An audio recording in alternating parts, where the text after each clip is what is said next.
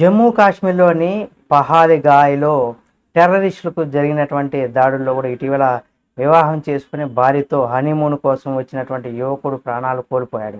Army దుస్తులతో వచ్చినటువంటి వ్యక్తులు నా భర్త వద్దకు వచ్చారు, మతం ఏంటని అడిగారు, ఇక్కడ ట్రౌజర్స్ అంటే తీసుకోమని సూచించారు, హిందువు అని నిర్ధారించుకున్న వెంటనే కాల్చి చంపేశారని కూడా పేర్కొన్నారు.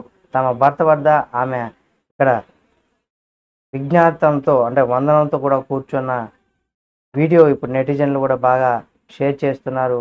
ఇది నిజంగా ఇటువంటివన్నీ కూడా మతాలు కులాల పేరుతో కొట్టుకొని ఇటువంటివి చేసుకోవడం అనాగరికంగా చెప్పుకోవచ్చు. నిజంగా అటువంటి అభిప్రాయాలు నిజంగా ఈ రోజుల్లో ఎంతమంది పాటిస్తున్నారు? నాగరికులుగా బతకాల్సినటువంటి కాలంలో కూడా అనాగరికులుగా మతం కులాల పేరుతో కూడా ఇలా గొడవలు కుట్రలు కుతంత్రాలు చేసుకుంటున్నారు. కాబట్టి ఇటువంటి వాటిని కూడా మనం అందరం కూడా కొంత నేర్చుకోవాల్సినటువంటి అంటే మెచ్యూరిటీ లేని వాళ్ళు మాత్రం ఇలాంటివి చేస్తారని కూడా భావించే ప్రతి ఒక్కరు కూడా కామెంట్ రూపంలో తెలియజేయండి.